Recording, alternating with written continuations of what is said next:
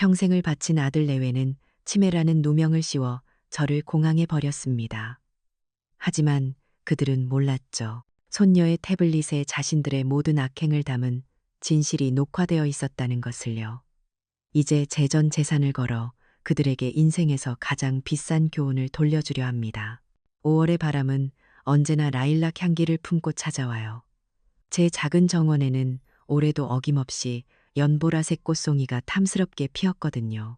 흙을 만지고 시든 잎을 떼어내고 물을 흠뻑 주다 보면 복잡했던 마음도 흙냄새와 꽃향기에 스르르 녹아내리는 것 같아요. 평생을 교단에서 아이들을 가르치다. 은퇴한 제게 이 작은 정원은 세상의 전부이자 유일한 위안이었죠. 이따금 창가에 앉아 커피를 마시며 저 멀리 보이는 아들 내외의 집을 생각해요. 한강이 그림처럼 내려다 보이는 서울에서 가장 비싼 동네의 펜트하우스. 남편과 평생을 모은 재산에 조상대대로 물려받은 땅까지 팔아서 마련해준 집이었어요. 며느리 하윤이에게는 새하얀 벤츠를 선물했고요. 그 아이가 그토록 원하던 세상으로 들어가는 입장권 같은 거였으니까요. 그 반짝이는 창문들과 차가운 대리석 바닥을 떠올리면 제 정원에 흙이 주는 따스함이 얼마나 소중한지 새삼 깨닫게 되죠. 모든 걸 내어주고 나니 제게 남은 건 이 낡은 교회 주택과 작은 정원뿐이었지만 그걸로 족하다고 정말 괜찮다고 스스로를 다독였어요. 자식의 성공이 부모의 성공이라고들 하잖아요. 며칠 전에도 정성껏 만든 밑반찬을 몇 가지 싸들고 아들 네 집을 찾았어요. 아들 진우는 45, 좋은 아들이에요. 하지만 늘 사업 스트레스에 짓눌려 있죠. 현관문을 열어주면서도 그의 귀는 휴대폰에 붙어 있었어요. 네, 알겠습니다. 그건 다시 체크해서. 제게는 눈인사 한번 건네는 게 전부였죠. 그 애를 탓할 수는 없어요. 가장의 무게라는 게 얼마나 버거운지 아니까요. 제 며느리 하윤이는 참 예쁜 아이예요. 남들 앞에서는 어쩜 그리 싹싹하고 애교가 많은지 그날도 어머니 오셨어요 라며 저를 반갑게 맞아주었죠. 하지만 그 아이의 눈은 제 머리부터 발끝까지를 빠르게 훑어내렸어요.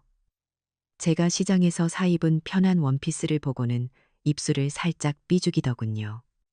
그리고는 마치 걱정스럽다는 듯이 말했어요. 어머니, 요즘엔 그런 옷 안 입어요. 촌스러워 보여요. 제가 다음에 백화점 가서 좋은 걸로 하나 사드릴게요. 그 말에 담긴 뾰족한 가시를 모를 리 없었지만 저는 그저 웃어넘겼어요. 괜찮다. 나는 이런 게 편해서. 하윤이는 거실 소파에 저를 앉혀놓고는 자기가 속한 사교 모임 이야기를 한참이나 늘어놓았어요. 누구 남편이 이번에 승진을 했다더라.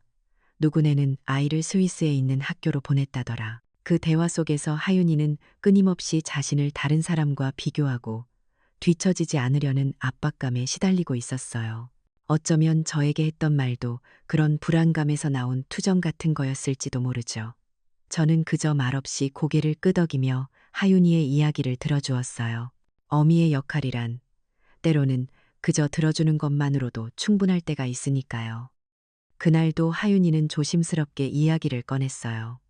손주 녀석이 다니는 국제학교 이야기였죠.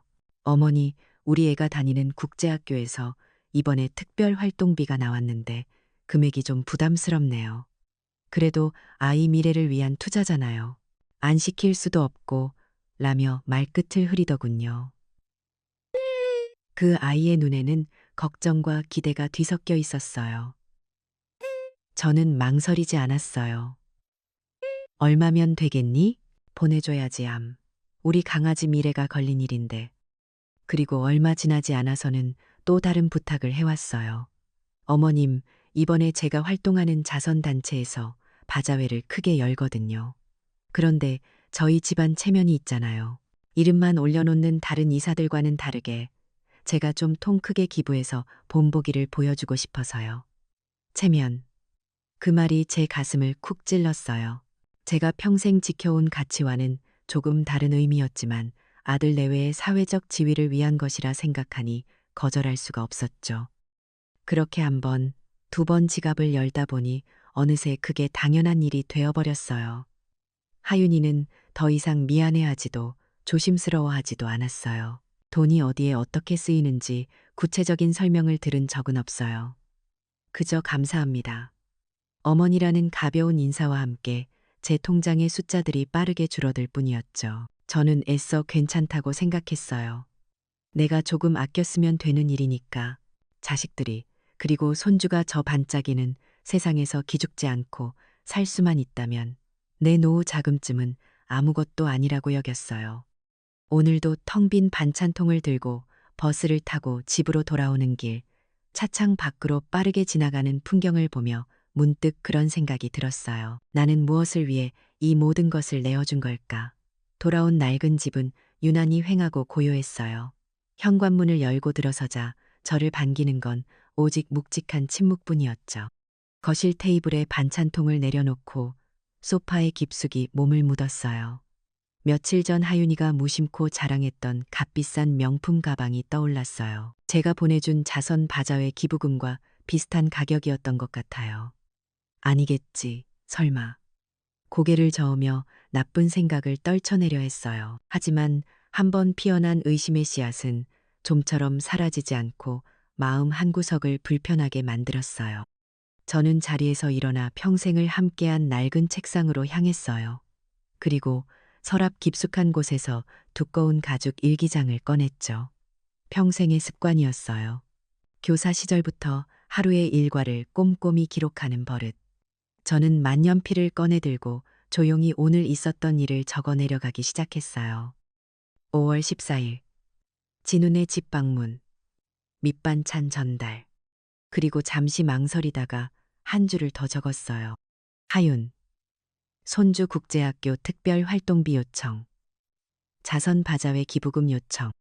그 아래에 제가 송금했던 정확한 액수를 또박또박 기록했어요. 이건 의심이 아니에요. 그저 기록일 뿐이죠.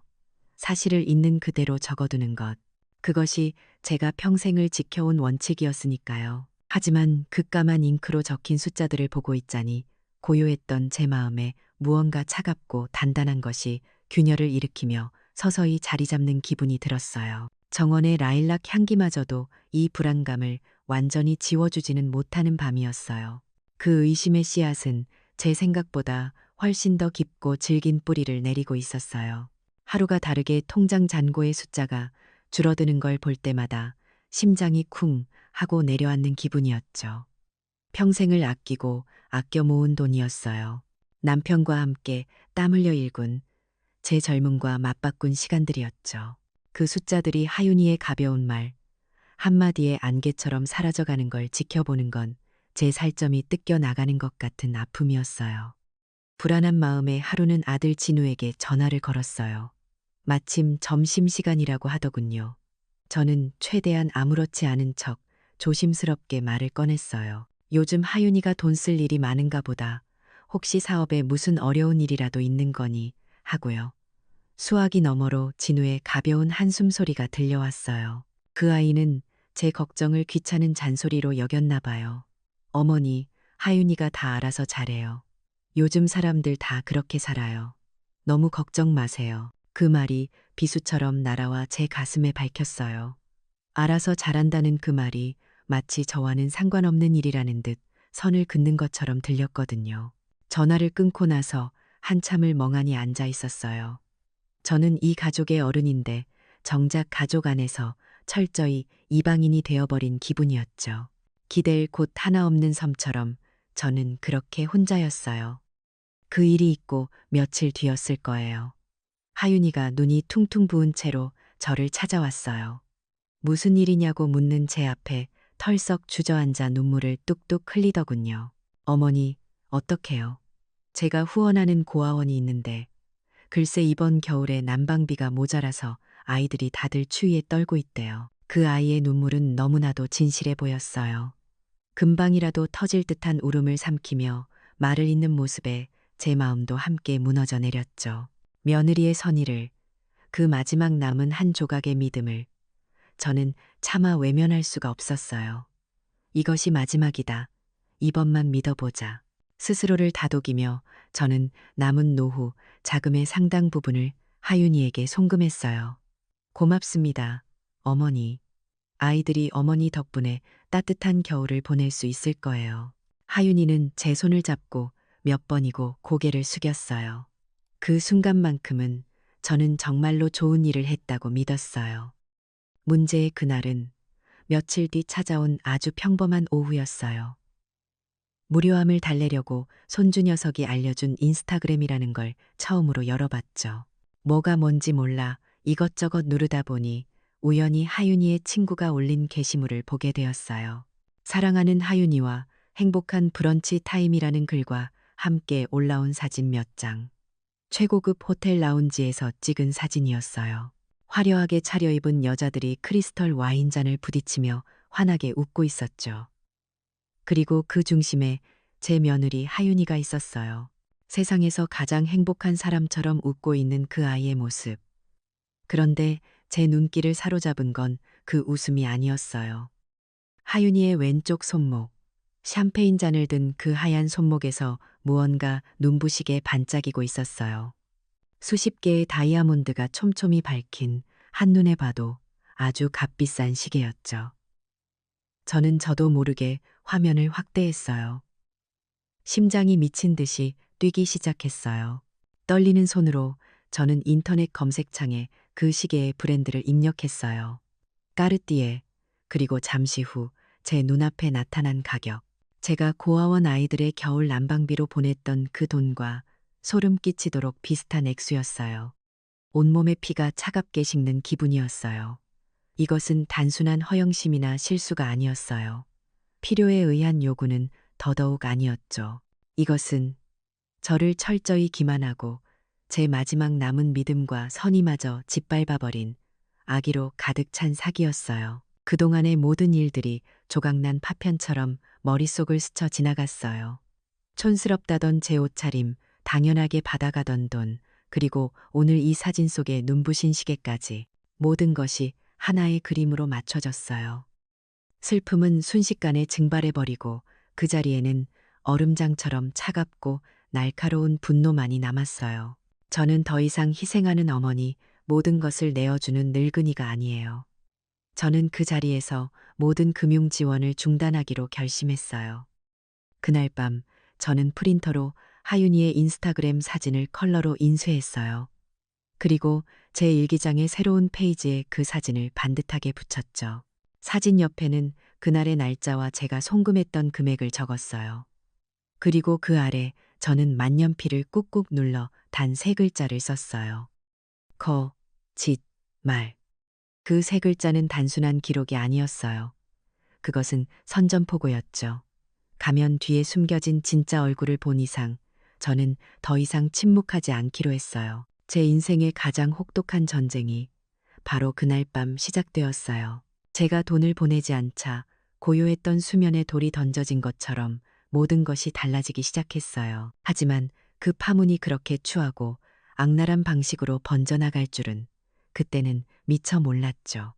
어쩌면 제 마음 한구석에는 아직도 순진한 믿음이 남아 있었는지도 몰라요. 그 모든 걸 떠올리면 수년 전 그날의 제 선택이 얼마나 현명했는지 새삼 깨닫게 돼요. 그날은 비가 내리는 가을날이었어요. 저는 오랜 친구이자 은퇴한 변호사인 해수기를 만났죠. 펜트하우스 잔금을 치르기 바로 전날이었어요. 찻집의 따뜻한 조명 아래 해수기는 제 손을 잡고 단호하게 말했어요. 수민아, 평생 모은 재산을 그냥 주면 안 돼. 자식이라도 100% 믿는 거 아니야. 만약을 대비해야지. 저는 손을 저으며 말했어요. 내 아들 진우는 그런 애 아니야.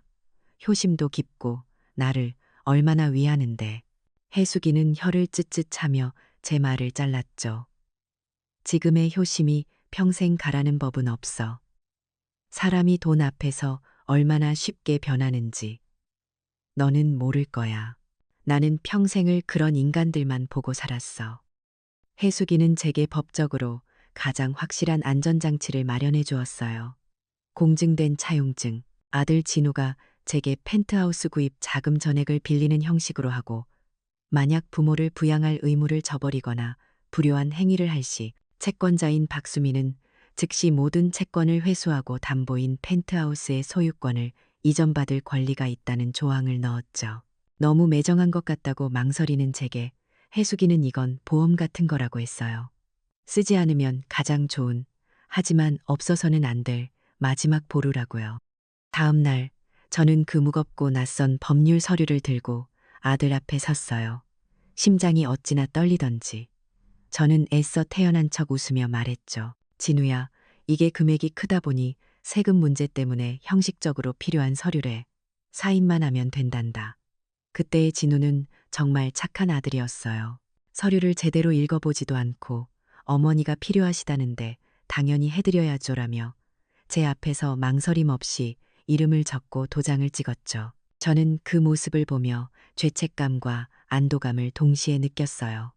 며칠 뒤 저는 그 서류를 은행 대여금고 가장 깊숙한 곳에 넣고 굳게 잠갔어요. 그 차가운 강철문이 닫히는 소리를 들으며 이 열쇠를 다시 꺼내는 날이 제 평생에 오지 않기를 간절히 기도했었죠.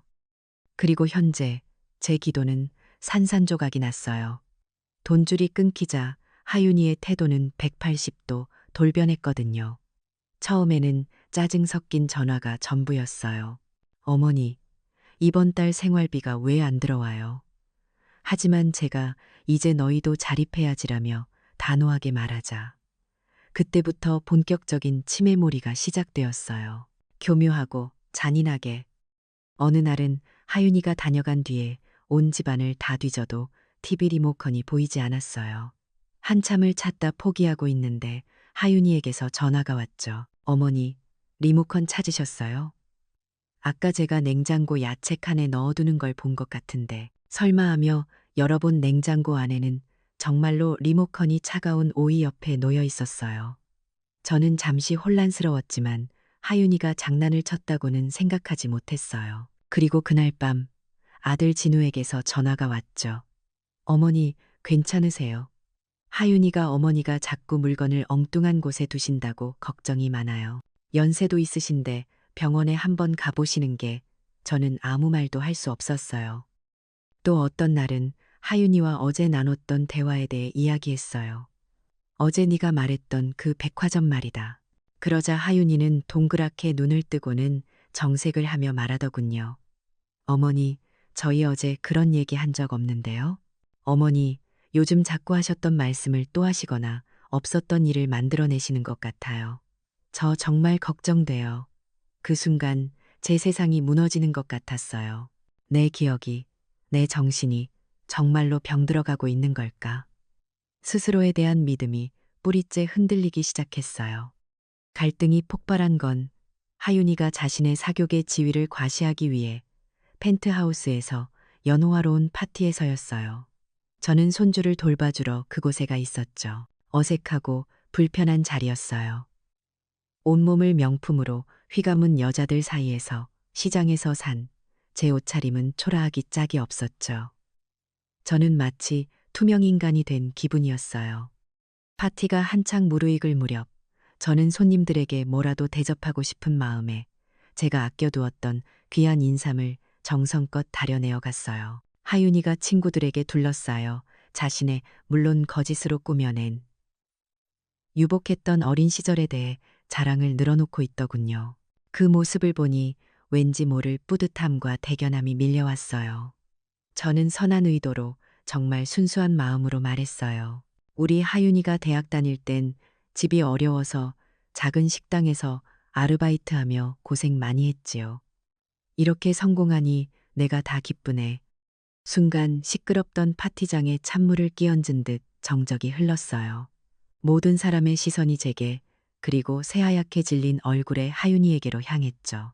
여기저기서 나지막한 수군거림이 들려왔어요. 재벌가 막내딸이라던 하윤이의 완벽한 가면이 제 순진한 말 한마디에 산산조각이 나는 순간이었어요. 하윤이는 아무 말도 하지 않았어요. 하지만 저는 봤어요.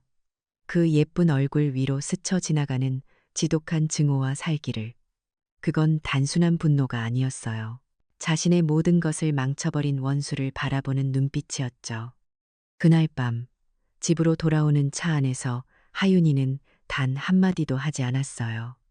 그 침묵이 천마디의 욕설보다 더 무섭게 저를 짓눌렀어요. 제 낡은 집에 도착해 현관문을 닫고 혼자 남겨졌을 때 저는 비로소 모든 것을 깨달았어요. 이것은 단순한 갈등이나 오해가 아니었어요. 이것은 전쟁이었어요. 제 모든 것을 빼앗으려는 며느리와 그것을 지켜내야 하는 저와의 처절한 전쟁. 더 이상 물러설 곳도 용서할 마음도 남아있지 않았어요. 저는 안방의 낡은 자개장 서랍을 열었어요. 그리고 가장 깊숙한 곳에 숨겨두었던 작은 비단 주머니를 꺼냈죠. 그 안에는 차갑고 단단한 금속의 감촉이 느껴지는 은행 대여금고 열쇠가 들어 있었어요. 저는 그 열쇠를 손바닥에 올려놓고 한참을 내려다보았어요. 그날 해수기의 경고를 무시하지 않았던 과거의 제가 절망의 나락에 빠진 현재의 저를 구하기 위해 내밀어준 마지막 동아줄이었죠. 저는 그 차가운 열쇠를 단단히 쥐었어요. 그 무게가 앞으로 제가 짊어져야 할 싸움의 무게처럼 느껴졌어요. 그 차가운 열쇠를 손에 쥔 채 뜬 눈으로 밤을 지새운 다음 날 아침이었어요. 제 평생에 그렇게 길고 잔인한 전화벨 소리는 들어본 적이 없었죠. 부산에 사는 외삼촌의 다급한 목소리가 수화기 너머에서 터져 나왔어요. 누님이 내 어머니가 위독하시다. 정신이 오락가락하시면서 내 이름만 찾고 계셔. 마지막으로 딸하고 외손주 얼굴은 보고 가셔야지. 그 순간 세상이 무너져 내렸어요. 며느리와의 차가운 전쟁도 아들에 대한 서운함도 모두 하찮은 것이 되어버렸죠. 머릿속에는 오직 어머니의 주름진 얼굴만이 떠올랐어요. 저는 당장이라도 달려가고 싶었지만 혼자서는 부산까지 갈 기력이 없었어요. 저는 떨리는 손으로 하윤이에게 전화를 걸었어요. 자초지종을 설명하는 제 목소리가 염치 없게도 덜덜 떨리고 있었죠.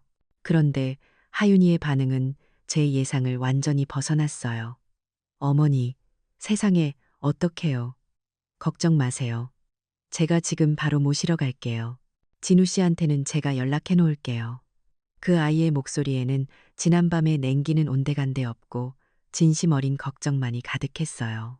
어쩌면 파티에서의 일은 그 아이의 실수였을지도 모른다. 아직 우리에게는 희망이 남아있을지도 모른다. 저는 그 순간 바보처럼 또다시 희망을 품고 말았어요. 그 희망은 아들 진우와의 통화에서 더욱 커졌어요. 하윤이에게 연락을 받은 진우는 다급한 목소리로 말했죠. 어머니, 죄송해요. 제가 지금 정말 중요한 프로젝트 입찰 마지막 단계라 꼼짝을 못해요. 오늘 저녁까지만 마무리하고 밤 비행기로라도 제가 꼭 내려갈게요. 하윤이 먼저 가 있을 테니 조금만 기다리고 계세요. 그래, 역시 내 아들이야. 아무리 힘들어도 가족을 저버릴 아이는 아니지. 저는 철석같이 아들을 믿었어요. 하지만 신은 제 편이 아니었나 봐요. 저녁 무렵 진우에게서 짧은 문자 메시지 하나가 도착했어요.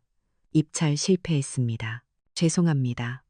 그 문자를 끝으로 아들의 전화기는 꺼져버렸어요. 저는 아들이 얼마나 상심이 클지 걱정되면서도 마음 한구석에서는 불길한 예감이 피어올랐죠. 그는 약속을 지키러 오지 않을 것 같았어요. 깊은 절망감에 빠진 아들은 위독한 외할머니와 애타게 기다리는 어머니 대신 동료들과의 술잔을 선택했다는 걸 저는 한참 뒤에야 알게 되었죠. 오늘만 있고 싶다는 그 아이의 이기적인 생각이 우리 모두를 지옥으로 밀어 넣을 줄은 꿈에도 모른 채 결국 하윤이가 운전하는 차를 타고 김포공항으로 향했어요. 차 안에서 하윤이는 제 손을 꼭 잡고 위로했죠. 어머니, 너무 걱정 마세요. 할머님 괜찮으실 거예요. 그 다정한 모습에 저는 그동안의 의심이 모두 제 못난 마음에서 비롯된 것이라 자책했어요. 비행기는 곧 이륙했고 제 마음은 천근만근 무거워졌어요. 평소에도 멀미가 심했던 저는 그날따라 유독 속이 메스꺼리고 머리가 어지러웠죠. 창백해진 제 얼굴을 본 하윤이가 가방에서 작은 약병을 꺼내며 말했어요. 어머니, 기운 차리시라고 제가 준비한 고급 영양제예요. 이거 드시면 좀 나아지실 거예요. 저는 아무 의심 없이 그 아이가 건네는 알약 하나와 물을 받아 삼켰어요. 고맙다. 역시 너밖에 없구나.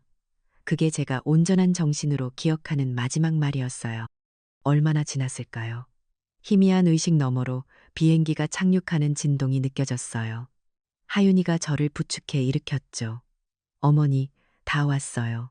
정신 좀 차려보세요. 저는 몽롱한 상태로 그 아이에게 이끌려 비행기에서 내렸어요.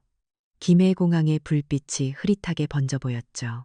하윤이는 저를 도착장 의자에 앉히며 말했어요. 어머니, 여기서 잠시만 기다리세요. 제가 짐 찾고 바로 올게요.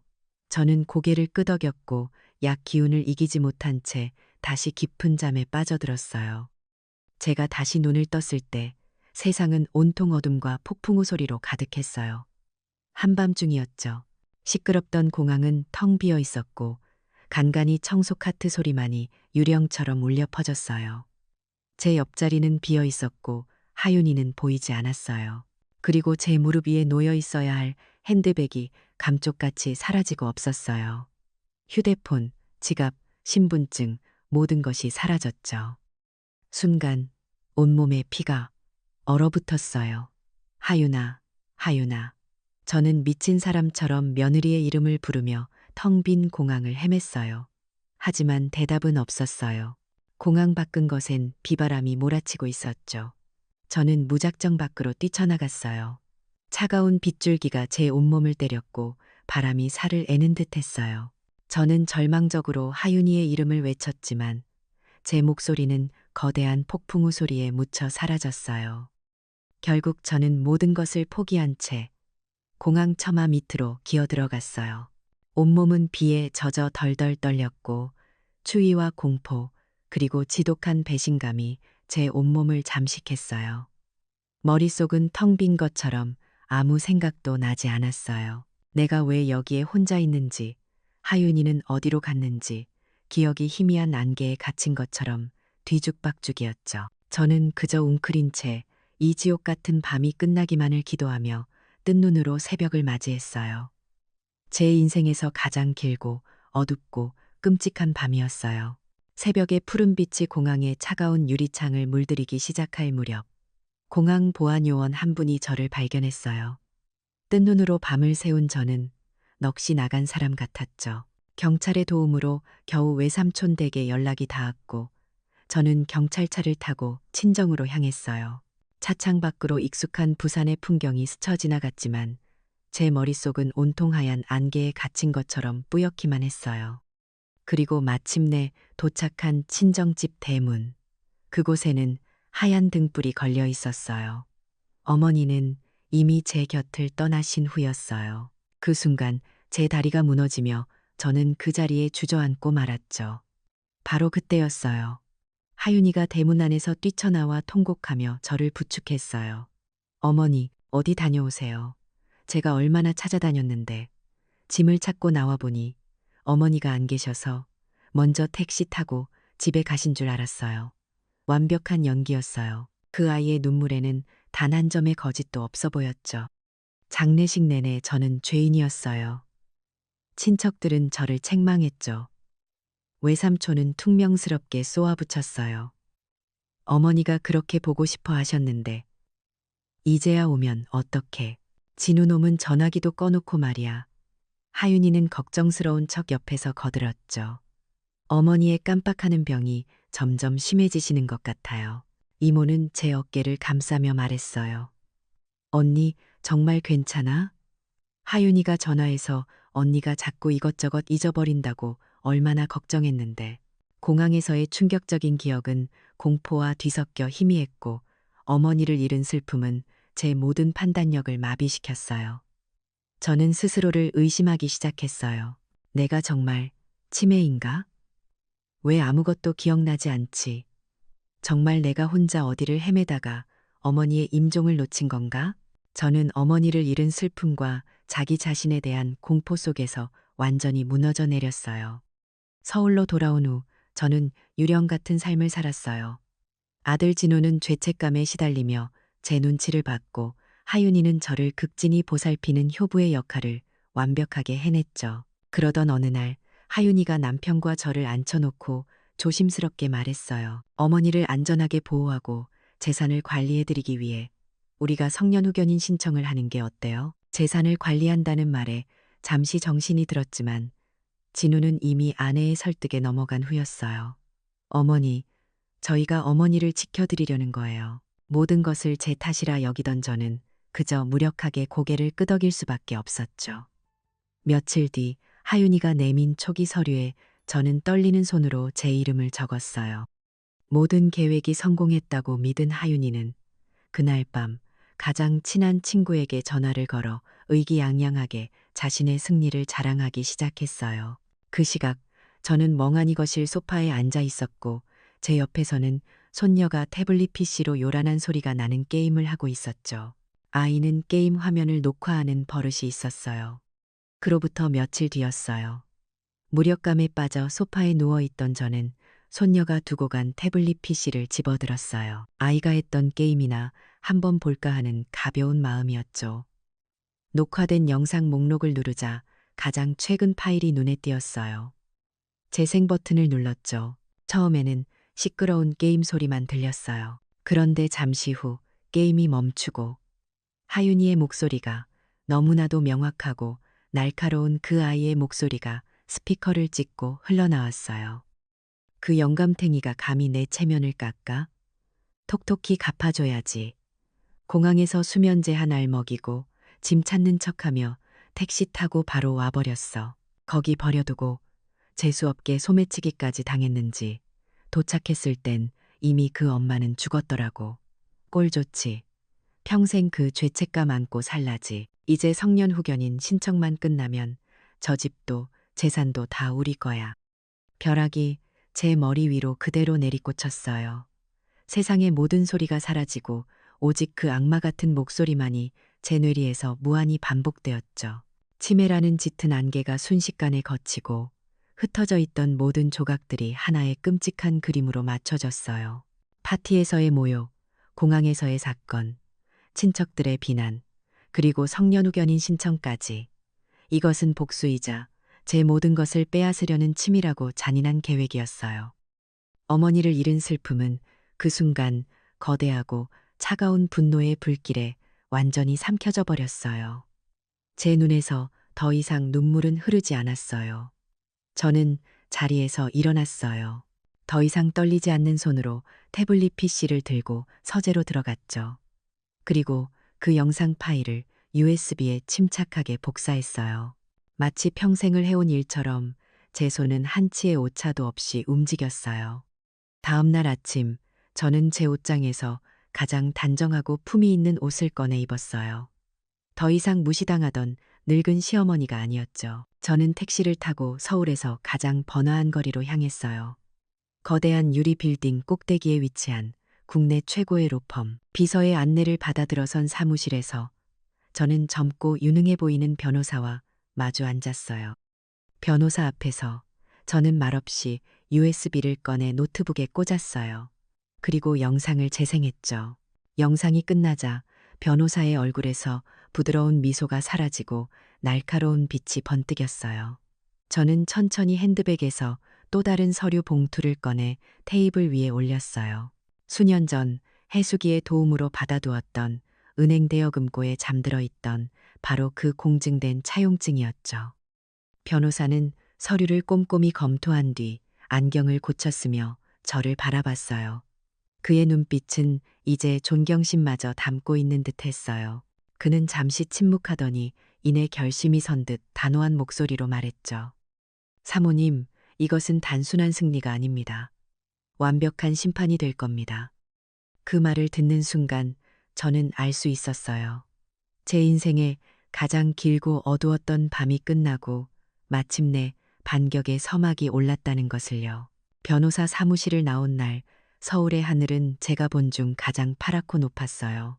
더 이상 제 어깨를 짓누르는 무거운 짐도 제 발목을 잡는 희생의 굴레도 없었죠. 오직 단단한 결심과 차가운 분노만이 제 안에 남아 있었어요.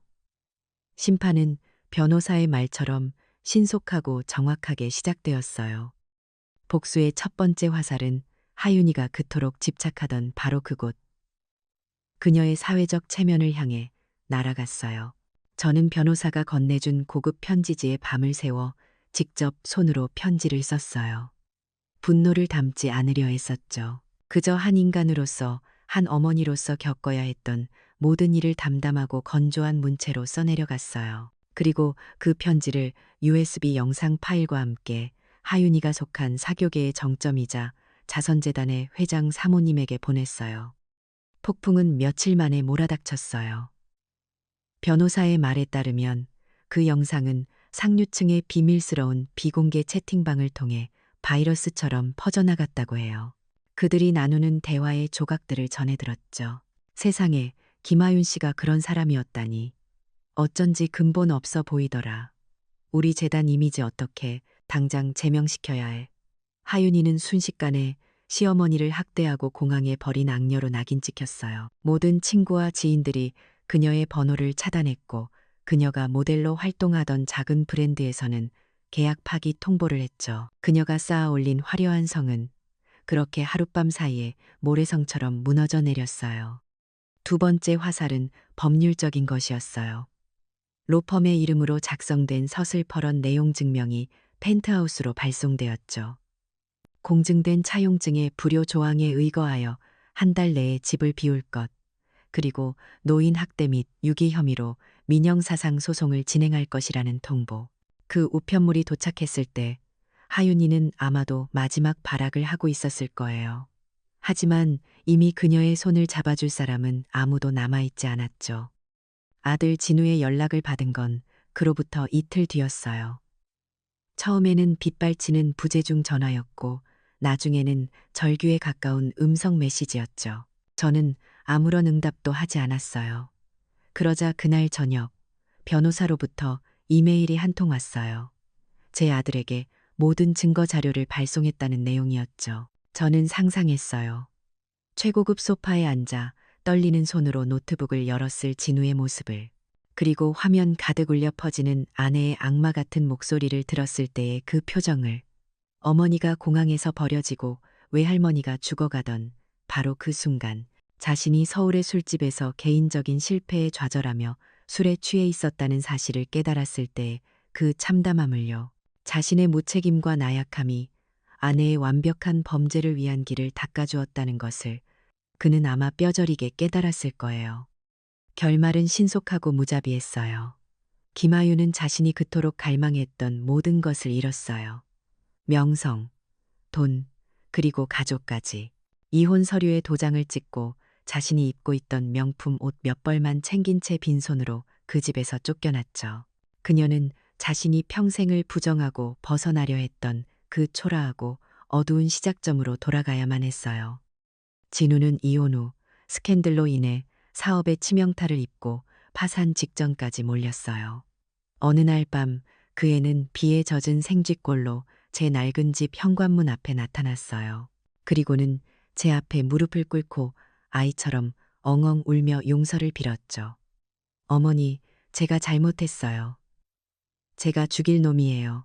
제발 한 번만 용서해 주세요. 저는 그 애를 가만히 내려다보았어요. 제 마음속에는 더 이상 분노도 연민도 남아있지 않았어요. 그저 텅 빈 공허함만이 가득했죠. 저는 차갑고 조용한 목소리로 말했어요. 내 할머니가 눈을 감지 못했을 때 내 눈물은 어디 있었니? 넌 가족 대신 이를 택했다. 이제 그 선택과 함께 살아가거라. 저는 용서를 거부했어요. 그것이 제가 제 아들에게 줄 수 있는 마지막 가르침이었으니까요. 모든 것이 끝난 후 저는 펜트하우스를 처분했어요. 그 집을 팔고 나니 제 인생을 짓누르던 마지막 족쇄가 풀려나는 기분이었죠. 저는 그 돈의 일부를 들고 부산으로 내려갔어요. 그리고 돌아가신 어머니의 이름으로 작은 재단을 설립했죠. 화려한 행사는 없었어요. 그저 동네에 소외된 어르신들을 모시고 따뜻한 밥 한 끼를 나누는 그런 소박한 시작이었어요. 어머니의 영정사진 앞에서 저는 비로소 마음 편히 웃을 수 있었어요. 그리고 마침내 제 인생의 새로운 장을 시작할 시간이 왔어요. 남은 돈으로 저는 세계 일주 비행기 표를 끊었어요. 낯선 사람들로 북적이는 인천공항. 저는 커다란 캐리어 하나만을 든 채 출발 안내 전광판을 올려다보았어요. 파리, 로마, 프라하. 제 눈앞에 펼쳐진 수많은 도시의 이름들이 마치 저를 향해 손짓하는 것 같았죠. 더 이상 저는 누군가의 어머니, 누군가의 아내, 누군가의 며느리가 아니었어요. 저는 그저 박수민, 새로운 세상을 향해 첫걸음을 내딛는 자유로운 한 인간이었어요. 비행기가 육중한 소리를 내며 활주로를 박차고 오르는 순간 저는 창밖으로 작아지는 대한민국을 내려다보며 조용히 미소 지었어요. 제 인생의 가장 길고 혹독했던 수업이 마침내 끝난 거예요. 결국 그녀는 자신의 삶으로 가장 중요한 교훈을 보여주었죠. 진정한 존엄은 맹목적인 희생이 아닌 자신을 지킬 힘에서 나오고 효도란 일방적인 헌신이 아닌 서로를 존중하는 마음이라는 것을요. 배신자가 가장 원했던 모든 것을 잃게 되는 것, 그것이 바로 세상에서 가장 비싼 교훈이었어요. 아픈 손자를 위해 평생의 지혜를 내놓은 시어머니. 하지만 며느리는 그 마음을 더러운 나무숲이라며 온 친척 앞에서 짓밟았습니다. 아들마저 등을 돌린 그날 밤 어머니는 조용히 결심합니다. 가장 멸시받았던 나의 지혜로 빼앗긴 모든 것을 되찾겠다고. 이 어머니의 조용한 반격을 끝까지 지켜봐 주세요. 새벽 공기라는 게 여기 서울에도 있긴 있더군요. 그런데 참 이상하죠. 내가 평생 맡아온 강원도 산골의 그것과는 아주 다른 냄새가 나요. 거기는 흙냄새, 물기 머금은 풀냄새, 이따금 섞여드는 짐승들 냄새 같은 게 뒤섞여서 가슴이 뻥 뚫리는 시원함이 있었거든요. 아침이 왔구나, 오늘도 살아야지 하는 힘을 주는 그런 공기였어요. 그런데 여기 우리 아들 민준이가 사는 70층 아파트에서 맞는 새벽은 뭐랄까 아주 차갑고 투명한 유리 같은 느낌이에요. 창밖을 보면 세상이 다 발밑에 있는 것 같아. 아찔한데 정작 내 세상은요, 네모난 집 안에 갇혀버린 것 같달까요? 동이 트려면 아직 멀었는데도 세상은 벌써부터 저렇게 환하네요. 빌딩들이 뿜어내는 불빛이 밤을 다 잡아먹은 것 같아요. 저 불빛 아래서 얼마나 많은 사람들이 나처럼 잠 못 들고 있을까 그런 생각을 해요. 이 집에 온 지도 벌써 한 달이 다 되어 가는데 나는 아직도 이 집의 주인이 아니에요. 손님이죠. 그것도 아주 어색한 손님. 이 집은 모든 게 말로 하고 손짓으로 움직여요. 불을 켜고 싶으면 거실 불 켜줘라고 소리쳐야 하고 창문을 가린 블라인드를 걷고 싶어도 어디에 줄이 달린 게 아니라 벽에 붙은 네모난 판을 만져야 해요. 처음에는 그것도 몰라서 한참을 헤맸지 뭐예요. 새벽빛이라도 좀 보고 싶어서 더듬거리다 결국 포기하고 말았어요. 그냥 어둠 속에 앉아 창밖이 스스로 밝아오기만 기다리는 거죠. 우리 강원도 집에서는 창호지 문만 열면 오대산의 전기가 훅 끼쳐 들어왔는데, 아, 그립네요. 정선의 맑은 물로 밥 짓고 텃밭에서 갓 딴 곰치를 된장에 무쳐 먹던 그 시절이. 해가 완전히 뜨면 이 집의 진짜 주인들이 일어나요. 아들 민준이와 며느리 유미 말이에요. 두 사람은 어찌나 부지런하고 모든 게 딱딱 맞아떨어지는지 마치 기계 같아요. 유미는 일어나자마자 손바닥만한 유리판 태블릿이라고 하더군요. 으로 집안의 모든 것을 조종해요. 그러면 커튼이 저절로 쓱 열리고 주방에서는 커피 끓는 소리가 나고 텔레비전에서는 알아서 영어로 된 뉴스가 흘러나와요. 나는 그저 식탁 한쪽에 조용히 앉아 내 차례를 기다릴 뿐이죠. 유미는 나한테는 별로 눈길을 주지 않아요. 그 애의 세상은 온통 그 유리판 안에 있는 것 같았어요. 민준이는 그래도 아들이라고 출근하기 전에 꼭 한마디씩은 건네요. 어머니, 어젯밤에 잘 주무셨어요? 하고. 하지만 그 목소리에는 예전 같은 따뜻함이 없어요. 그냥 의무적으로 하는 인사 같달까. 하긴 이 높은 곳까지 올라오느라 얼마나 힘들었겠어요. 매일 전쟁터로 나가는 아들인데 늙은 어미의 시시콜콜한 이야기까지 들어줄 여유가 어디 있겠어요. 내가 이 집에 올 때 다른 건 몰라도 이건 꼭 가져와야 한다고 고집부린 게 있었어요. 내가 3년 동안 볕을 쬐고 바람을 쐬어가며 직접 담근 된장 항아리였죠. 서울 사람들은 다 사먹는다지만 우리 민준이는 어릴 때부터 내 된장으로 끓인 찌개만 먹고 자랐거든요. 그 맛을 잊었을 리가 없다고 생각했어요. 그래서 무겁게 이고 지고 와서 부엌 한쪽 구석, 해가 잘 들지 않는 곳에 고이 모셔두었죠. 그런데 내가 그 항아리 뚜껑을 열 때마다 유미의 표정이 미묘하게 굳어지는 걸 나는 알아요. 어느 날 아침이었어요. 내가 된장으로 냉이국이라도 끓여주려고 항아리를 여는 순간 갑자기 집 안 전체에 위잉 하는 소리가 울려 퍼졌어요. 보니까 거실에 있는 하얗고 길쭉한 기계에서 파란 불빛이 번쩍이며 바람이 뿜어져 나오더군요. 유미가 태블릿을 몇 번 두드리더니 그 기계를 제일 세게 틀어놓은 거였어요. 인공지능 공기청정기라고 했나. 그 기계가 내 된장 냄새를 오염물질로 인식했나 봐요. 유미는 아무 말도 하지 않았지만 그 행동 하나가 나에게는 천마디 말보다 더 아프게 다가왔어요. 내 평생의 손맛과 정성이 이 집에서는 그저 없애버려야 할 나쁜 냄새일 뿐이구나. 그건 단순한 취향의 차이가 아니었어요. 내가 살아온 세월 전체에 대한 경멸처럼 느껴졌죠. 그날 저녁 민준이가 상기된 얼굴로 집에 돌아왔어요. 드디어 과장으로 승진했다는 소식이었죠. 나도 뛸 듯이 기뻤어요. 내 아들이 이 험한 세상에서 인정받았다니 이보다 더 좋은 일이 어디 있겠어요. 유미는 당장 파티를 해야 한다며 어디론가 전화를 걸어 번쩍이는 음식들을 주문하고 민준이 회사 동료들을 집으로 초대했어요. 나는 그래도 아들 승진 잔치인데 내 손으로 만든 음식을 하나라도 내놓고 싶었어요. 그래서 낮에 시장에 가서 싱싱한 더덕이랑 도라지를 사와서 강원도에서 가져온 귀한 약초 가루를 넣고 조물조물 무쳤죠. 이걸 먹으면 우리 아들 피로도 풀리고 기운도 날 거라고 생각하면서요. 손님들이 오기 직전이었어요. 민준이가 조용히 내 방으로 들어오더군요. 그리고는 문을 닫고 아주 간곡한 목소리로 부탁을 했어요. 어머니, 정말 죄송한데요. 오늘만은 제발 강원도 사투리 좀 쓰지 말아주세요. 다들 중요한 분들이라 제 체면이 있지 않습니까? 그 말을 듣는 순간 심장이 쿵 하고 내려앉는 것 같았어요. 내 말투가, 나를 키워준 내 고향의 말이 내 아들의 체면을 깎아먹는 부끄러운 것이 되었구나. 나는 아무 말 없이 고개만 끄덕였어요.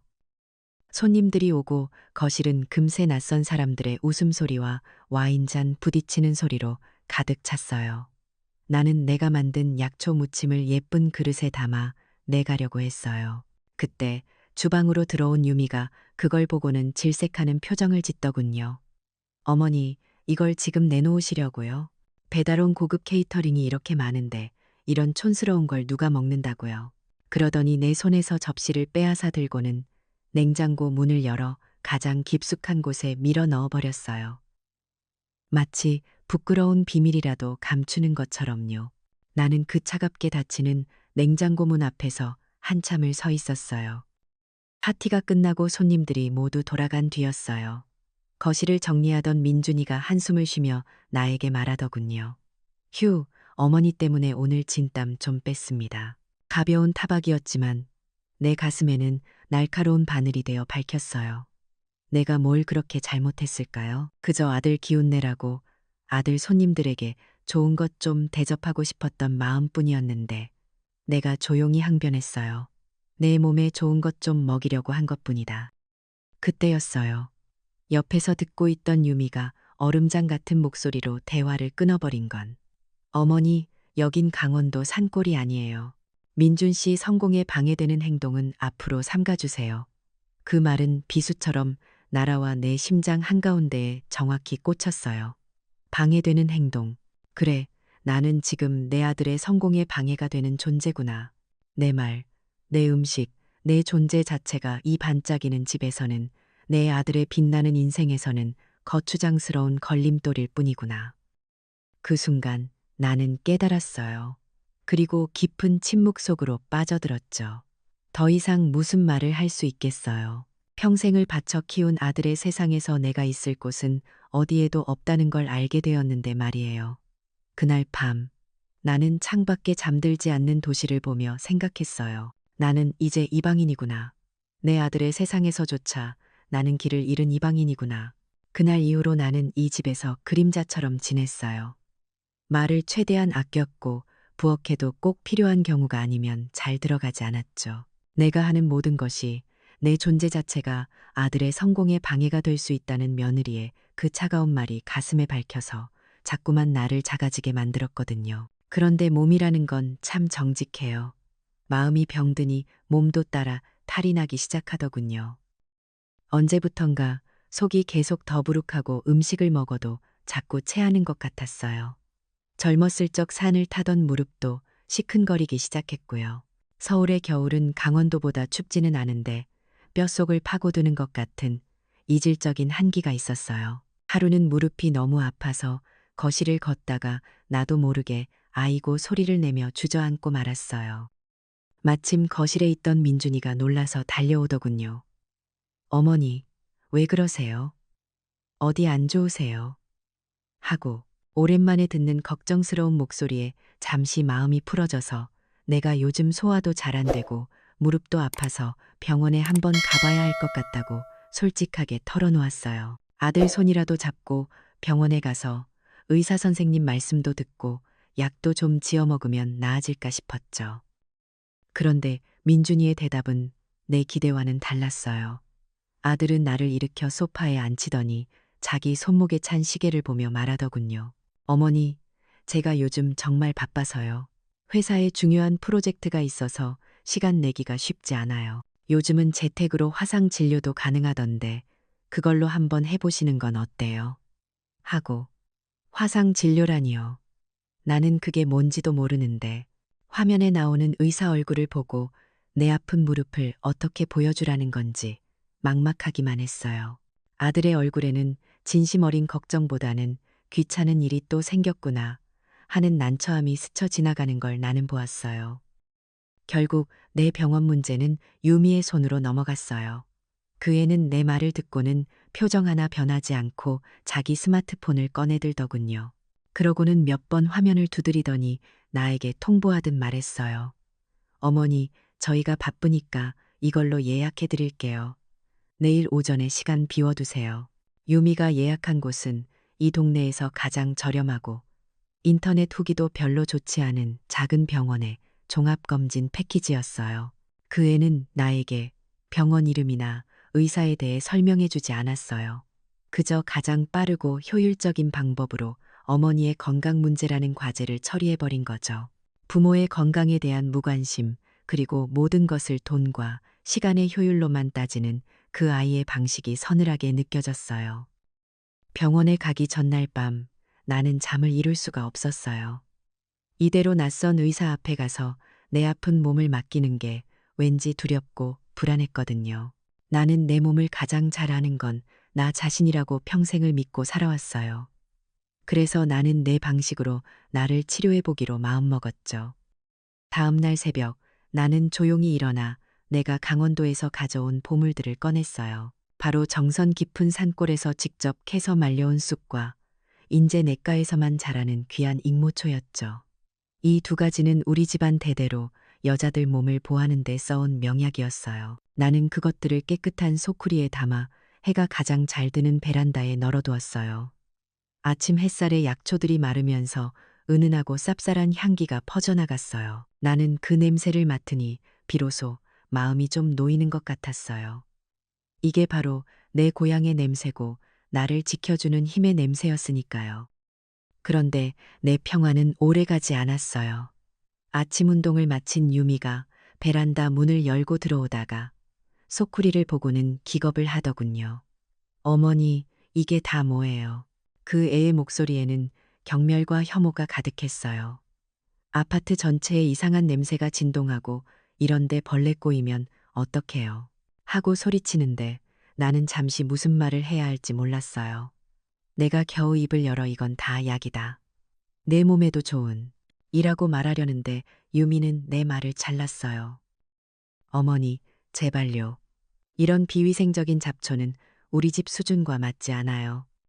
그 애는 그렇게 말하며 내가 보는 앞에서 내가 밤새 정성껏 고르고 다듬은 약초들을 커다란 검은색 쓰레기 봉투에 쓸어 담기 시작했어요. 햇살에 반짝이던 푸른 잎사귀들이 순식간에 더러운 쓰레기가 되어버리는 모습을 나는 그저 멍하니 바라볼 수밖에 없었어요. 내 지식, 내 정성, 내 어머니로부터 물려받은 지혜가 한순간에 비위생적인 잡초가 되어 버려지는 순간이었죠. 그건 단순한 약초 몇 줌이 아니었어요. 내 인생 전체가 부정당하는 것 같은 깊은 굴욕감을 느꼈어요. 병원에 가는 길, 차 안은 얼음장처럼 차가웠어요.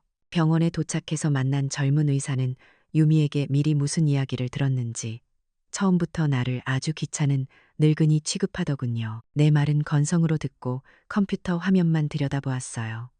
내가 무릎 통증에 대해 이야기하며 옛날부터 무릎에 열이 날 때는 쇠비름을 찧어 붙이면 금방 나았는데 하고 내 경험에 기반한 지식을 조심스럽게 꺼냈어요. 그러자 의사는 들고 있던 펜으로 차트를 탁 치며 나를 한심하다는 듯이 쳐다보더군요. 어르신, 그런 비과학적인 민간요법은 이제 그만하셔야 합니다. 인터넷에 떠도는 잘못된 정보 믿지 마시고요. 엑스레이 보니까 그냥 가벼운 관절염이에요. 염증이니까 제가 처방해 드리는 약이나 꼬박꼬박 잘 챙겨 드세요. 그의 말투에는 내 평생의 지혜와 경험에 대한 존중이라고는 찾아볼 수 없었어요.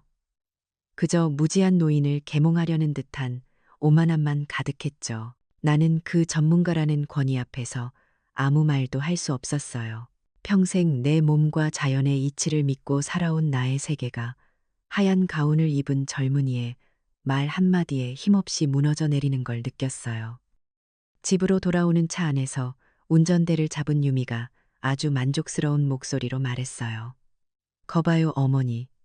의사 선생님도 제 말이 맞다고 하시잖아요. 이제 어머니 방식은 그만 고집하세요.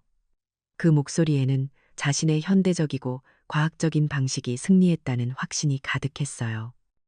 나는 아무 대답도 하지 않았어요.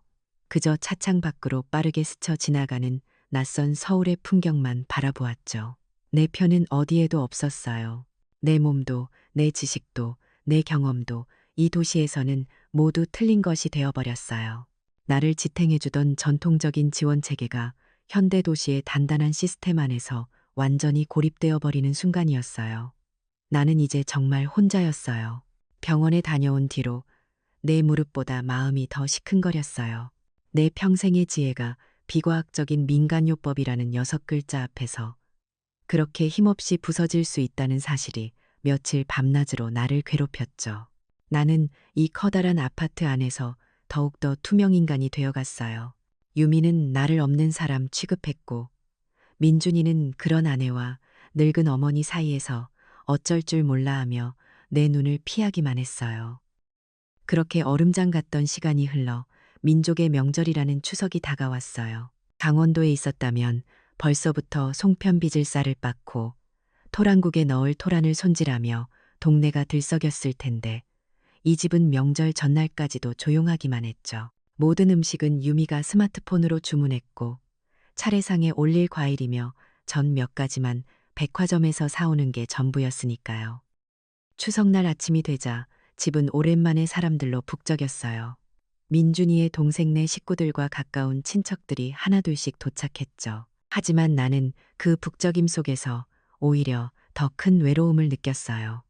모두가 거실에 모여 웃고 떠드는데 나는 어디에도 끼어들지 못하고 겉돌기만 했거든요. 그날 거실의 중심 화제는 단연 내 하나뿐인 손자 민서의 아토피였어요. 민서는 이제 겨우 7살인데 팔이며 다리 접히는 부분이 온통 벌겋게 부어올라 있었죠. 아이는 가려움을 참지 못하고 밤새 긁어댔는지 여린 살갗에는 군데군데 피딱지까지 앉아 있었어요. 그걸 보는 내 마음은 정말이지 칼로 저미는 것 같았어요. 유미는 마치 자기가 세상에서 가장 극성스러운 엄마라도 되는 것처럼 거실 테이블 위에 온갖 종류의 수입 연고와 크림들을 늘어놓았어요. 이게 강남 유명 피부과에서 처방받은 건데 하나에 수십만 원이나 해요. 이건 또 미국에서 직구한 유기농 크림이고요. 민서한테 좋다는 건 제가 다 해보고 있어요. 그 애는 자신의 노력을 과시했지만 정작 민서는 가렵다며 울음을 터뜨렸어요. 상처투성이인 자기 팔을 내보이며 칭얼대는 아이를 보자 친척들의 얼굴에 안타까운 표정이 스쳐 지나갔어요. 그 동정 어린 시선이 쏟아지자 유미의 완벽하게 화장된 얼굴이 순간적으로 딱딱하게 굳어지는 것을 나는 놓치지 않았어요.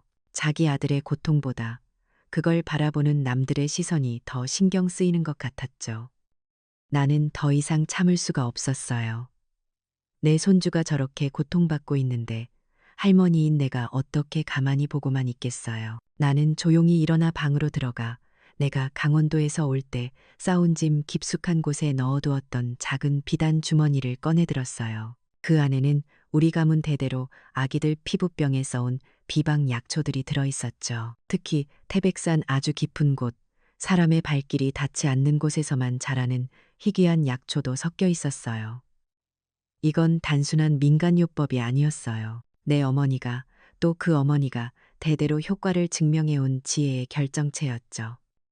나는 그 약초 주머니를 들고 조심스럽게 민서에게 다가갔어요. 그리고 유미를 보며 최대한 부드러운 목소리로 말했죠. 얘야, 내가 우리 가문 대대로 아토피에 써온 비방이 있단다.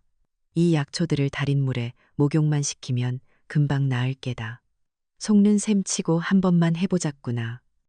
바로 그 순간이었어요. 유미는 이 순간을 기다렸다는 듯이 갑자기 날카로운 목소리로 소리를 질렀어요. 그 소리에 거실의 모든 대화가 뚝 끊기고 모든 사람의 시선이 우리에게로 향했죠. 어머니, 제발 그만 좀 하세요. 제가 우리 민서 때문에 얼마나 노력하는지 안 보이세요? 그 애의 격앙된 외침은 마침 스마트폰으로 조카들 뛰노는 모습을 찍고 있던 민준이 동생의 영상에 고스란히 담기고 있었어요. 유미는 거기서 멈추지 않았어요. 친척들을 빙 둘러보며 마치 연극배우처럼 울부짖기 시작했죠. 여러분, 이게 말이나 된다고 생각하세요? 어머니가 지금 이 더러운 나무잎으로 제 아들을 해치려는 거잖아요. 요즘 세상에 누가 저런 미신을 믿어요. 더러운 나무잎, 미신, 그 단어들이 내 귀에 대모처럼 밝혔어요. 거실은 싸늘한 침묵에 잠겼어요. 친척들은 당황해서 어쩔 줄 몰라 하며 서로 눈치만 살폈죠. 나는 내 손에 들린 비단 주머니를 내려다보았어요. 내 어머니의 사랑과 지혜가 담긴 이 소중한 것이 한순간에 더러운 나무잎이 되어버린 거예요. 내가 뭐라고 변명이라도 하려고 입을 떼는 순간이었어요. 내 아들 민준이가 내 앞을 가로막으며 말했어요. 어머니, 제발 좀 가만히 계세요. 유미가 저렇게 힘들어 하잖아요. 아들은 내 편이 아니었어요. 그 순간 나는 이 넓은 거실에 나 혼자만 덩그러니 남겨진 기분이었어요. 가족의 화목을 깨는 무지하고 고집센 늙은이. 친척들의 눈빛이 그렇게 말하고 있었죠. 나는 더 이상 그 자리에 서 있을 수가 없었어요. 조용히 몸을 돌려 내 방으로 들어와 문을 닫았어요. 문 밖에서는 아이고 형님도 참 그래도 애 걱정하는 마음에 그러셨겠지 하는 위선적인 위로의 말들과 요즘 노인네들 고집은 정말 못 말린다니까 하는 수군거림이 희미하게 들려왔어요. 민준이 동생이 찍은 영상은 고집불통 시어머니 레전드라는 제목이 붙어서 실시간으로 가족 단톡방에 공유되고 있었고요. 나는 텅 빈 방 한가운데에 서서 가만히 눈을 감았어요. 평생을 바쳐 지켜온 내 세상이 내 가족에게서 내가 사랑하는 사람들 앞에서 산산조각이 나버렸어요. 치료사로서의 내 지혜, 어머니로서의 내 사랑, 할머니로서의 내 진심, 그 모든 것이 부정당한 순간이었죠. 그런데 이상하죠. 눈물은 나지 않았어요. 대신 가슴속 깊은 곳에서부터 무언가 차갑고 단단한 것이 천천히 차오르는 게 느껴졌어요. 그건 평생을 억누르고 살아온 한 금이었어요. 내 침묵이, 내 인내가 결국 나를 이런 벼랑 끝으로 내몰았다는 걸 깨달았죠. 이제 더 이상은 침묵하지 않으리라. 더 이상은 그들의 세상에서 나를 지우고 살지 않으리라. 나는 눈을 떴어요. 내 손에 아직도 꼭 쥐어있는 비단 주머니를 내려다보았죠.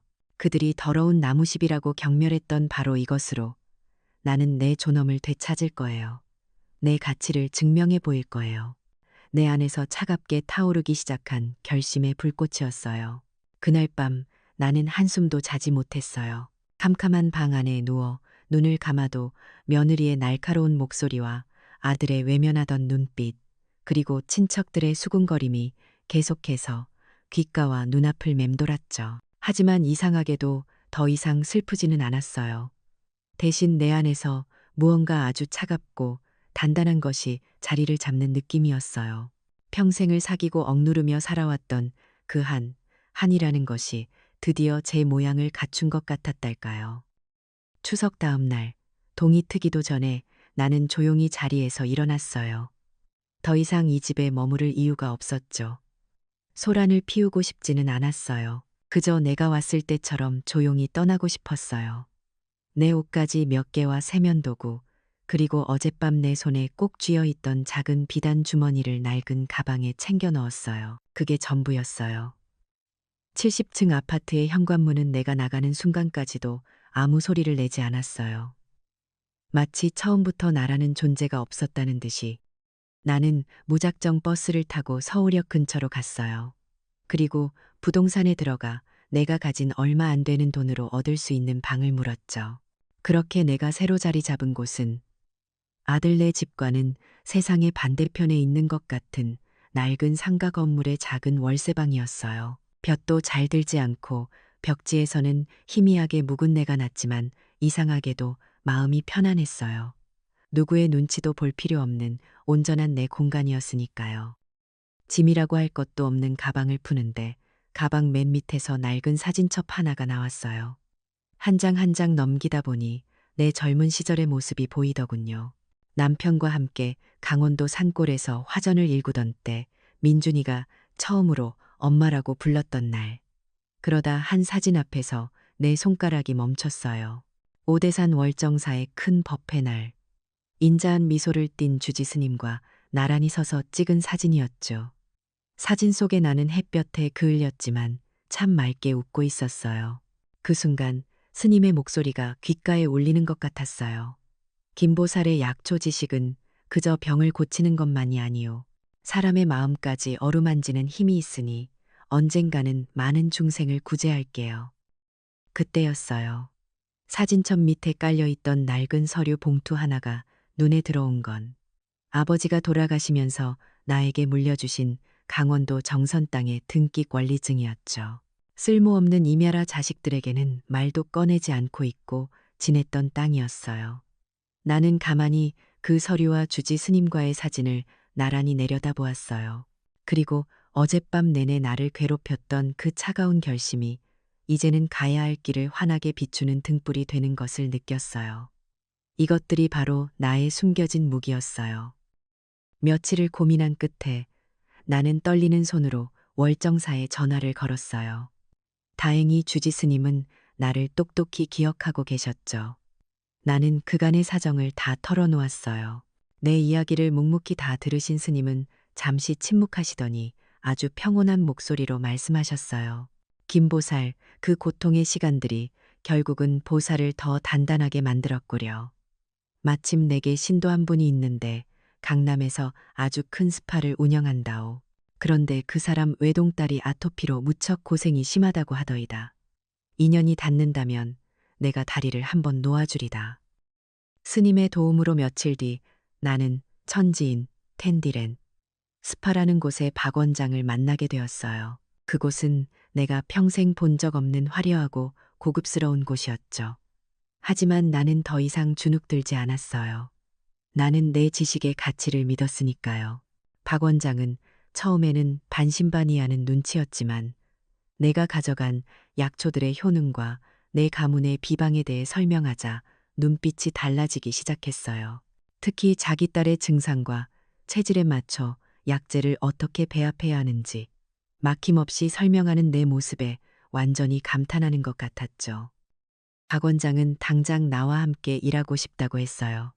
하지만 한 가지 조건이 있었죠. 선생님, 저희는 모든 계약과 업무 소통을 이메일과 카카오톡으로 진행합니다. 괜찮으시겠어요? 이메일, 카카오톡. 나는 한 번도 써본 적이 없는 말들이었어요. 또다시 거대한 벽에 부딪힌 기분이었죠. 하지만 나는 여기서 포기할 수 없었어요. 다음 날 나는 수소문 끝에 동네 노인복지관을 찾아갔어요. 그리고 어르신 스마트폰 완전 정복 교실에 내 이름을 올렸죠. 돋보기를 코끝에 걸치고 쭈글쭈글한 손가락으로 작은 화면의 글자판을 더듬더듬 누르는 내 모습이 처량하기도 했지만 나는 부끄럽지 않았어요. 젊고 친절한 사회복지사 선생님의 도움을 받아 나는 난생 처음으로 내 이름으로 된 이메일 주소를 만들었어요. 그리고 박 원장에게 첫 이메일을 보내는데 성공했을 때 나는 나도 모르게 작은 탄성을 질렀어요. 그건 단순한 기술 하나를 배운 게 아니었어요. 세상과 단절되었던 내가 내 힘으로 다시 세상과 연결되는 첫걸음이었으니까요. 내 작은 월세방은 이제 초라한 도피처가 아니라 나의 작전 사령부가 되었어요.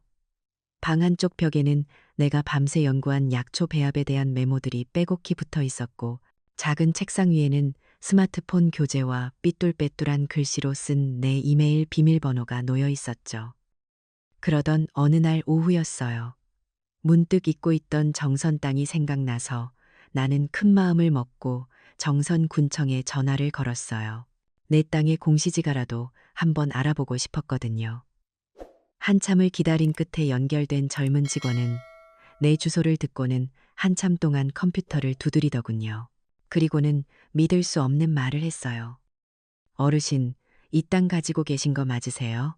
여기 주변으로 청학 생태 리조트라고 해서 평창 동계올림픽 이후에 아주 큰 규모의 관광단지 개발 계획이 발표됐어요.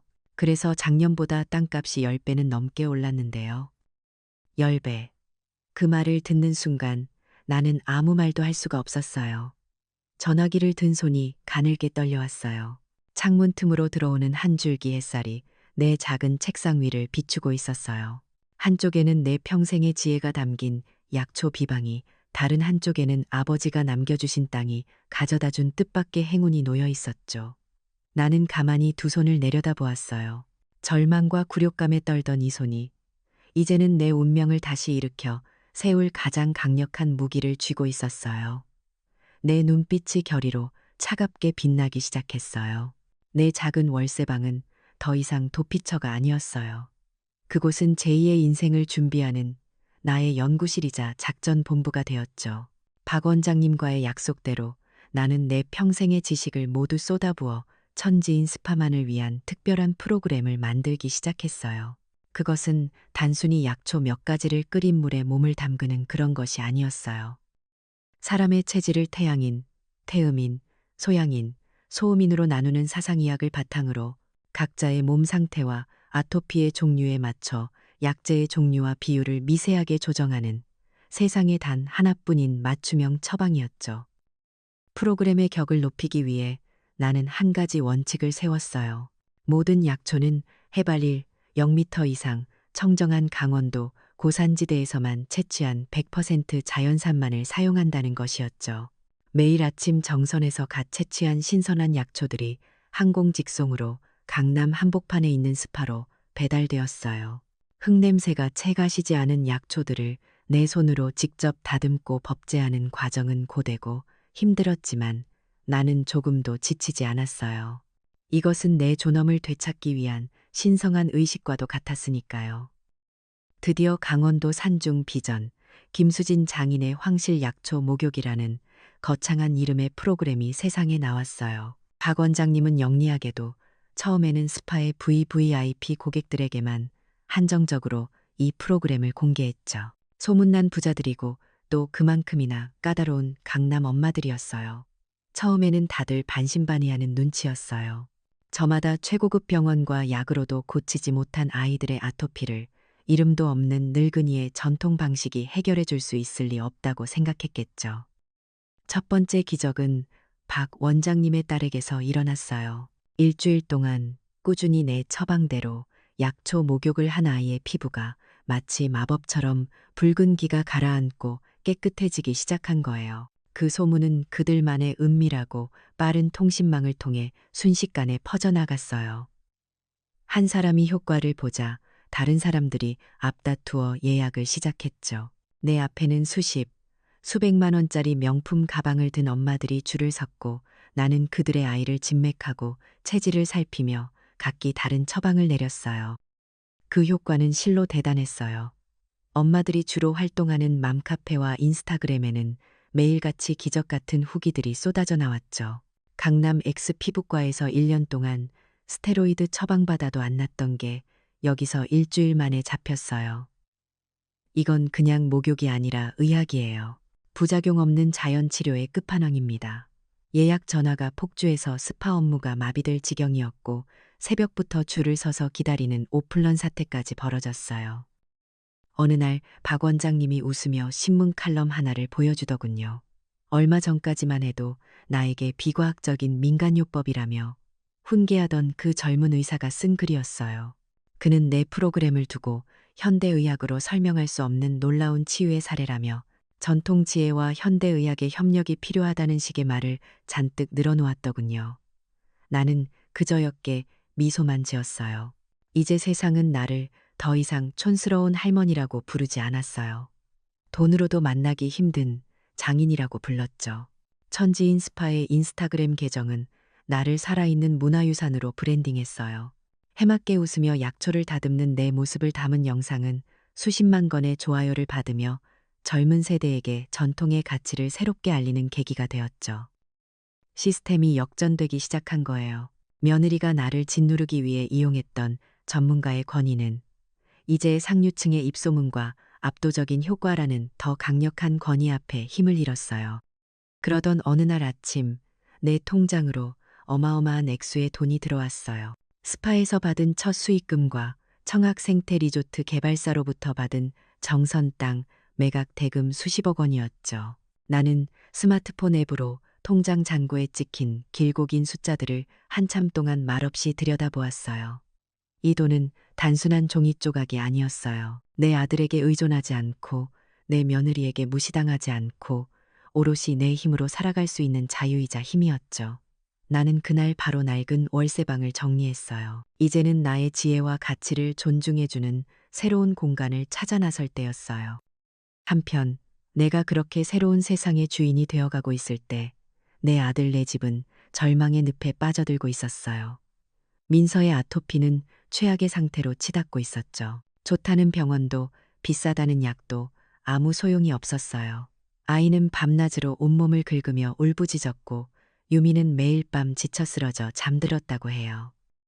절망의 끝에서 유미는 자신의 VVIP 친구에게서 마지막 희망 같은 이야기를 듣게 되었어요. 강남에 기적을 행하는 스파가 있는데 그곳에 장인이라는 분이 아토피 치료의 명인이라는 거였죠. 예약이 하늘의 별 따기지만 자기 이름을 대면 상담이라도 한번 받아볼 수 있을 거라면서요. 유미는 그 희망의 끈을 붙잡고 스파를 찾아왔어요. 민준이도 걱정스러운 얼굴로 그 뒤를 따랐죠. 최고급 대리석과 은은한 약초향으로 가득한 스파의 로비에서 그들은 잠시 압도당한 듯 보였어요.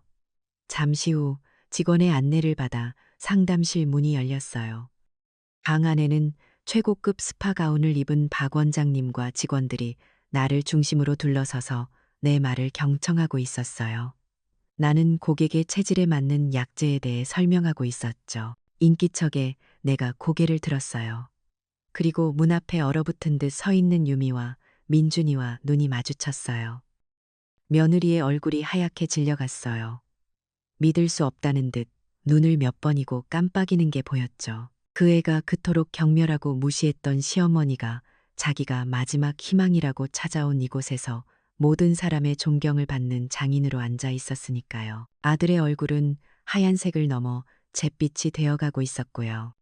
나는 아무 말도 하지 않았어요. 그저 예전에 유미가 나를 바라보았던 것처럼 아무런 감정도 담기지 않은 차갑고 무심한 눈빛으로 문 앞에 서 있는 두 사람을 가만히 내려다볼 뿐이었어요. 그 차가웠던 재회 이후 나는 아들 부부를 며칠 뒤 내가 새로 머무르게 된 북촌의 한옥으로 불렀어요. 스파에서 번 돈과 정선 땅을 판 돈으로 장만한 내 남은 생을 편안히 보낼 나의 집이었죠. 높다란 빌딩 숲이 아닌 기와지붕과 파란 하늘이 맞닿아 있는 고즈넉한 곳이었어요. 텐마루에 앉아 있으면 흙냄새 섞인 바람이 불어왔죠. 약속한 시간에 대문이 열리고 민준이와 유미가 들어왔어요. 두 사람의 얼굴은 며칠 전 스파에서 봤을 때보다 더 수척해져 있었죠. 그들의 발걸음에는 예전의 그 당당함 대신 죄인의 그것과 같은 무거움이 실려 있었어요. 마당 한가운데에 선 두 사람은 나를 보자마자 그 자리에 털썩 무릎을 꿇더군요. 그리고는 땅바닥에 이마를 대고 흐느끼기 시작했어요. 잘못했다는 말, 죽을 죄를 지었다는 말을 수없이 반복하면서요. 나는 그 모습을 그저 묵묵히 앉아 지켜보았어요. 마음속에서 분노나 증오는 이미 오래전에 희미해진 뒤였죠. 그저 내 앞에서 아이처럼 우는 저 두 사람을 보며 우리는 어디서부터 이렇게 잘못된 걸까 하는 생각만 들었어요. 한참을 울던 두 사람이 고개를 들었을 때 나는 조용히 입을 열었어요. 그들의 사과는 받겠지만 말뿐인 사과로는 아무것도 되돌릴 수 없다고요. 진정한 용서와 화해를 원한다면, 그리고 내 손주 민서의 치료를 원한다면 내가 내 거는 세 가지 조건을 받아들여야 한다고 말했죠. 첫째, 추석 때 우리 집에 모였던 모든 친척을 다시 이곳으로 초대해라. 그리고 그 사람들 앞에서 너희가 나에게, 그리고 내가 평생 지켜온 전통 가치에 대해 어떤 모욕을 주었는지 낱낱이 고하고 진심으로 사과해라. 무너진 것은 나의 체면만이 아니라 우리 집안의 어른에 대한 존중과 뿌리에 대한 믿음이었으니까요. 둘째, 며느리, 너는 앞으로 1년 동안 매주 토요일마다 나를 찾아와 약초학의 기초와 전통 건강관리법을 배워야 한다. 네가 그토록 경멸했던 더러운 나무십이 어떤 지혜와 생명을 품고 있는지 내 몸으로 직접 깨닫기 전에는 나는 너를 진정한 가족으로 받아들일 수 없다. 셋째, 앞으로 민서의 건강과 관련된 모든 결정은 최종적으로 나의 동의를 받아야만 한다. 너희는 이미 너희의 방식이 틀렸다는 것을 증명했으니 이제 아이를 살리는 일은 내 방식대로 하겠다. 내 조건은 단호했어요. 유미의 얼굴에 잠시 굴욕감이 스쳐 지나가는 것을 보았지만 그 애는 아픈 아들을 위해 모든 것을 받아들이겠다고 했어요. 그렇게 우리의 길고 긴 화해의 여정이 시작되었죠. 며느리와의 첫 수업은 어색하기 짝이 없었어요. 하지만 유미는 독하게 마음을 먹었는지 내가 시키는 것은 무엇이든 묵묵히 해냈어요. 흙이 묻은 약초 뿌리를 다듬고 쓴 향이 나는 약재들을 절구에 찍고 뜨거운 불 앞에서 몇 시간이고 약을 다렸죠. 그 과정은 천지인 스파의 박 원장님 제안으로 강남 며느리의 전통 수업이라는 제목의 유튜브 영상으로 만들어졌어요. 처음에는 그저 흥미거리로 시작한 영상이었는데 이것이 뜻밖에도 엄청난 인기를 끌게 되었죠. 세련된 강남 며느리가 서툰 솜씨로 전통 방식을 배우는 모습이 많은 젊은 세대에게 신선한 감동과 재미를 주었던 모양이에요. 영상 밑에는 잊고 있던 할머니의 지혜가 떠올라요. 전통이 이렇게 멋진 것인 줄 몰랐어요. 같은 댓글들이 수없이 달렸고 세대 간의 소통이 얼마나 중요한지를 깨닫게 되었다는 반응이 많았어요. 나는 내게 생긴 부의 일부를 떼어 강원 약초 보존재단을 만들었어요. 그리고 강원도 정선군과 협력하여 그 지역 어르신들이 직접 채취한 약초를 제값에 사들이고 그것을 김수진 장인의 이름으로 상품화하는 사업을 시작했죠. 예전에는 헐값에 넘기던 산나물과 약초들이 이제는 어르신들의 든든한 노후 자금이 되어 주었어요. 내 개인의 복수가 이제는 내 고향의 상처를 치유하고 공동체를 살리는 더 큰 의미를 갖게 된 거예요. 시간은 참 정직하게 흘렀어요. 계절이 두어 번 바뀌는 동안 우리에게도 많은 변화가 있었죠. 유미는 더 이상 억지로 숙제를 하는 학생이 아니었어요. 이제는 제법 약초의 이름을 구별하고 그 성질에 대해 나에게 질문을 던지기도 했죠. 어느 날 오후에는 서툰 솜씨지만 직접 덕은 구기자차를 내 앞에 내밀며 내 무릎 관절에 좋을 것 같아 만들어봤다고 수줍게 말하더군요. 그 차를 마시는데 가슴속에 응어리져 있던 마지막 한 조각마저 따뜻하게 녹아내리는 것 같았어요. 민서의 아토피는 꾸준한 약초 목욕과 식이요법 덕분에 눈에 띄게 좋아졌어요.